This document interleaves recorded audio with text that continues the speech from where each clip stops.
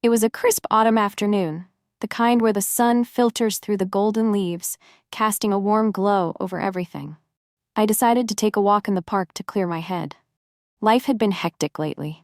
Long hours at work, endless meetings, and the constant pressure to perform. I needed a moment to breathe, to feel the earth beneath my feet and the wind on my face.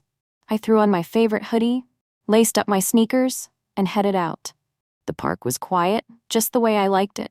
A few joggers passed by, their footsteps soft against the paved path. An elderly couple sat on a bench, sharing a thermos of coffee and laughing quietly. I found a spot near a small pond where the water rippled gently in the breeze. Ducks paddled lazily, leaving tiny wakes behind them.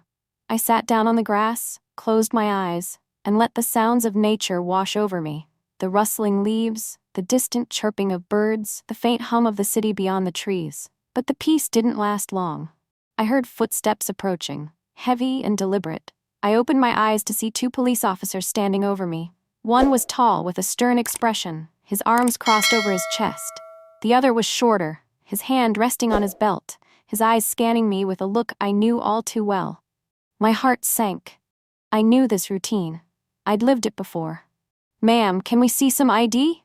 the taller officer asked, his tone clipped, almost robotic. I frowned, confused.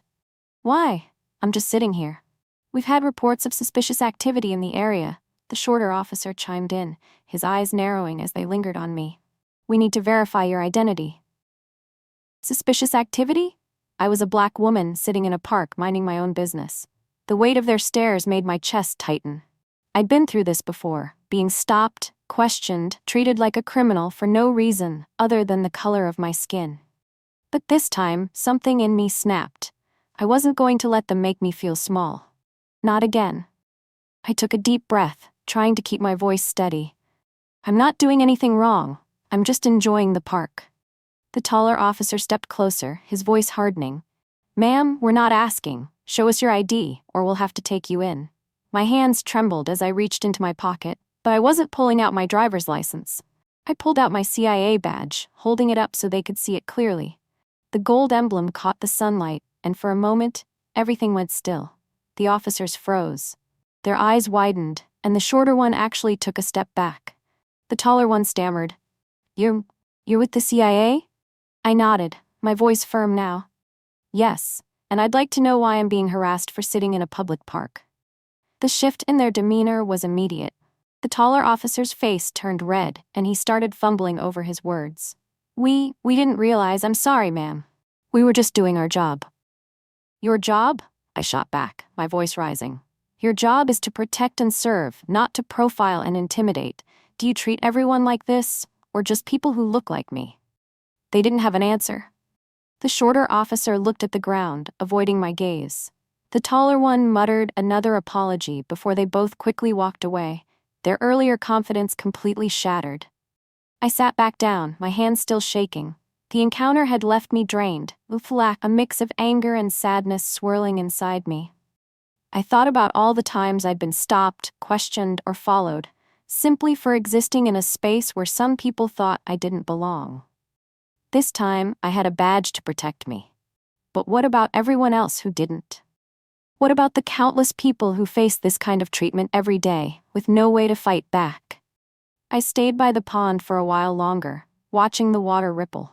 The sun dipped lower in the sky, casting long shadows across the grass. The ducks had moved on and the park was quieter now, the golden light fading into a soft orange hue.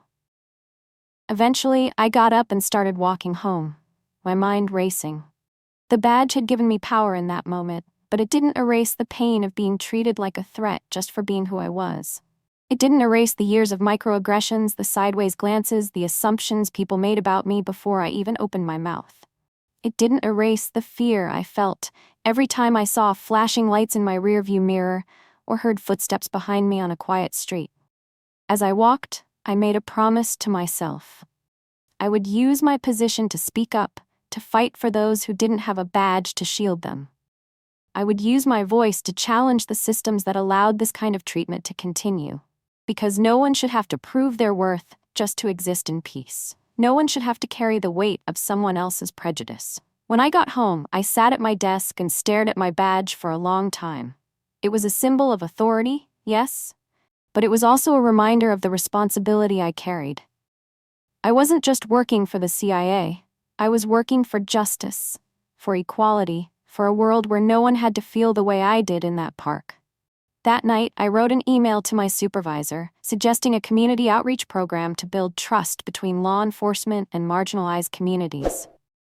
It was a small step, but it was a start, and as I hit send, I felt a glimmer of hope. Maybe, just maybe, I could help create a world where no one had to pull out a badge to be treated with dignity and respect. The road ahead was long, and I knew there would be challenges, but I was ready to face them, because every step forward, no matter how small, was a step toward a better future.